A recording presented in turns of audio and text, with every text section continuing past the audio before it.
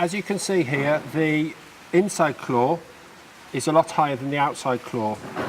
So with front feet, the 5 steps are exactly the same, apart from we do them the other way round. We start with the outer claw, so step 1 is the outer claw. Step 2 is to create a 50-50 with the inner claw.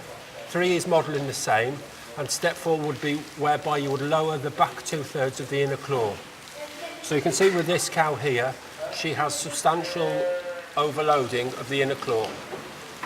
So we're now going to trim this and try and correct it. You can also see that somebody has attempted to trim this cow before. You can see there's knife marks in the modelling.